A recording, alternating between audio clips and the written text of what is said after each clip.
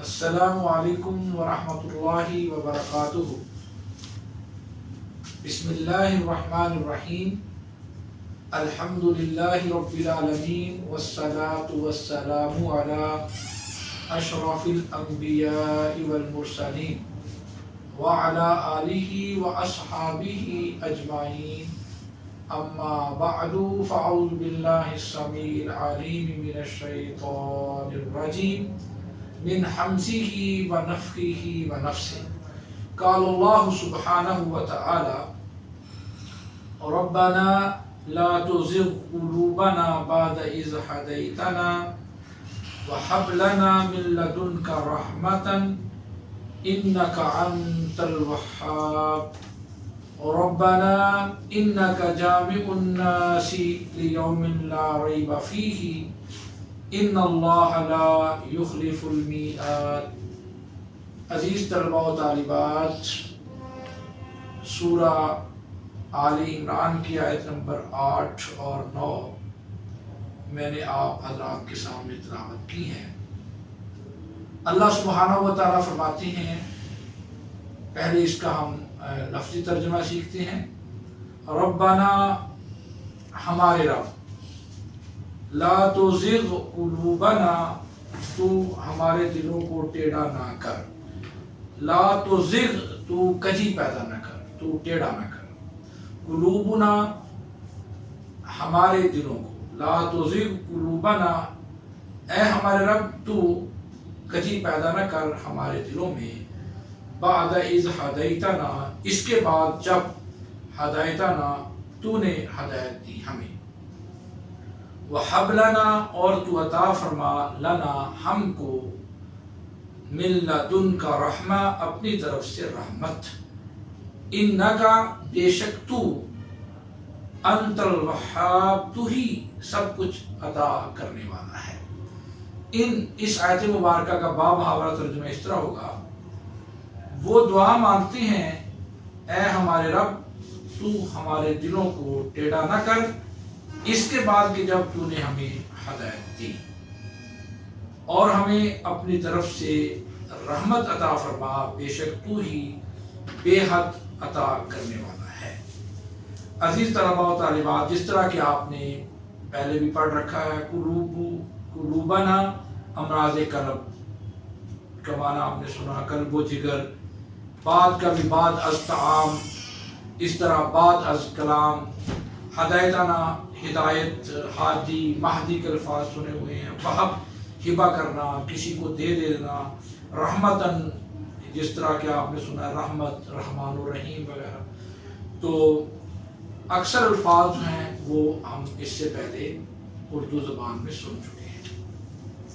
ربنا، اور وہ یہ بھی دعا کرتے ہیں، اے ہمارے رب، انکا، بے شک تو، جامع الناسی، لوگوں کو جمع کرنے والا ہے، لیومن، اس دن کے لیے، لا ریبا، کوئی شک نہیں، فیہ، اس میں، ان اللہ، انا، بے شک اللہ، اللہ تعالی، لا، نہیں، یخلف، وہ خلاف ورزی کرتا، المیعاد، وعدہ کی۔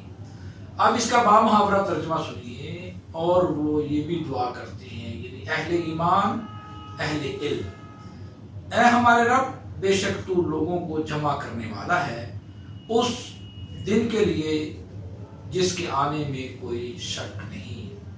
بے شک اللہ تعالیٰ وعدہ کی خلاف ورزی نہیں کرتا۔ اس میں بھی آپ دیکھیں، جامع، جمع، جامع، مجمع، جماعت کے الفاظ ہیں، الناس، عوام الناس۔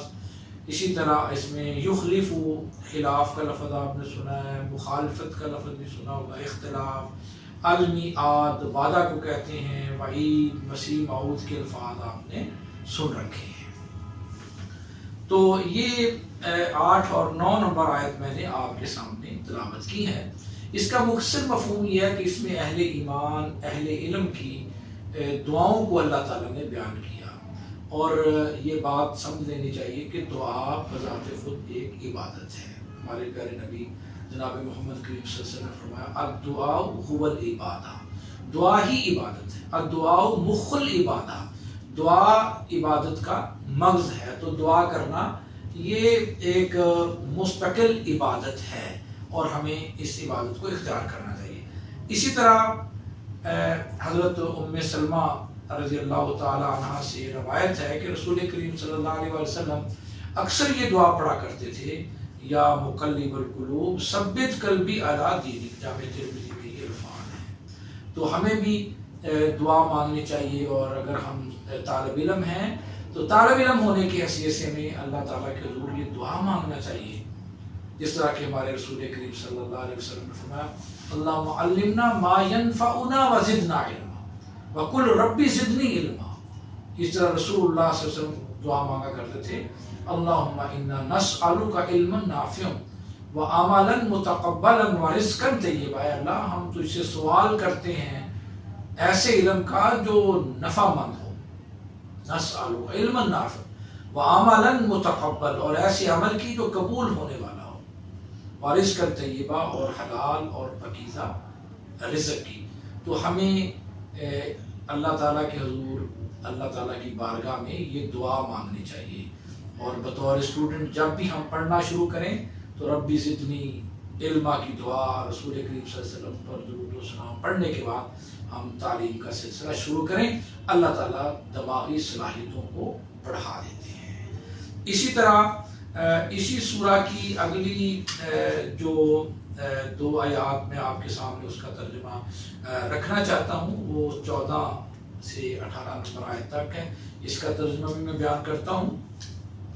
اللہ تعالیٰ فرماتے ہیں کہ زُيِّنَ لِلنَّاسِ حُبُّ الشَّهَوَاتِ مِنَ النِّسَاءِ وَالْبَنِينَ وَالْقَنَاطِيرِ الْمُقَنطَرَةِ مِنَ الذَّهَبِ وَالْفِضَّةِ وَالْخَيْلِ الْمُسَوَّمَةِ وَالْأَنْعَامِ وَالْحَرْثِ ذَلِكَ مَتَاعُ الْحَيَاةِ الدُّنْيَا وَاللَّهُ عِندَهُ حُسْنُ الْمَآبِ، کہ یہ دنیا کی زندگی کے بارے میں اللہ تعالیٰ فرماتے ہیں کہ لوگوں کے لیے مزین کر دی گئی خواہشات نفس کی محبت، مثلاً عورتوں سے اور بیٹوں سے اور جمع کیے ہوئے خزانوں سے، حب الشہوات خواہشات نفس کی محبت، من النساء عورتوں سے، والبنین اور بیٹوں سے، والقناطیر اور جمع کیے گئے خزانوں سے، من الذہب، ذہب کہتے ہیں سونے کو، والفضہ اور چاندی سے، سونے سے اور چاندی سے، اسی طرح والخیل المسومۃ اور نشان زدہ گھوڑوں سے، والانعام اور چپاؤں سے، والحرث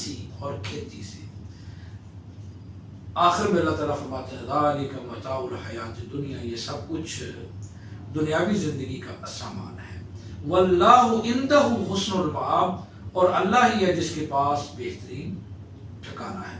تو یہ جتنی بھی نعمتیں ہیں ان کے حصول کے لیے جو جائز ذرائع ہیں وہ انسان کو اختیار کرنے چاہیے، اور پھر اس کے حصول کے بعد ان کا صحیح استعمال کرنا چاہیے۔ جو انسان جس کو اپنی زندگی پر خرچ کرے، اپنے اولاد بچوں پر خرچ کرے، تو یہ فطری محبت ہے جو رکھی گئی ہے، لیکن اس کا استعمال بھی اچھے طریقے کے ساتھ جو ہے نا وہ ہونا چاہیے۔ اسی طرح اللہ سبحانہ و تعالیٰ نے پھر اس آگے جا کر دعا ذکر کر دی کہ جو اللہ تعالیٰ کے محبوب بندے ہوتے ہیں، پیارے بندے ہوتے ہیں، اہل علم ہوتے ہیں، وہ کیا کہتے ہیں الذین یقولون ربنا اننا آمنا فاغفر لنا ذنوبنا وقنا عذاب النار، کہ جو کہتے ہیں اے ہمارے رب بلا شبہ ہم ایمان لائے، سو تو ہمیں ہمارے گناہ بخش دے اور ہمیں آگ کے عذاب سے بچا۔ الصابرین، ان کی صفات بیان کر دی، اور ایک صحیح مسلمان کے اندر، صحیح پرفیکٹ انسان کے اندر یہ صفات ہونی چاہیے، الصابرین والصادقین، جو لوگ صبر کرنے والے ہیں اور سچ بولنے والے ہیں، والقانتین، اور فرما برداری کرنے والے ہیں، والمنفقین، اور اللہ کی راہ میں خرچ کرنے والے ہیں، والمستغفرین، اور بخشش مانگنے والے ہیں، بالاسحار، رات کے آخری حصہ میں، شاہد اللہ انہ لا الہ الا ہوا، اور اللہ نے گواہی دی ہے کہ بے شک حقیقت یہ ہے کہ اس کے سوا کوئی معبود نہیں۔ عزیز طلباء و طالبات، آپ ان آیات کا بامحاورہ ترجمہ، اچھی لفظی اور بامحاورہ ترجمہ اچھی طرح سیکھیں، اس کو یاد کریں۔ وآخر دعوانا الحمدللہ رب العالمین۔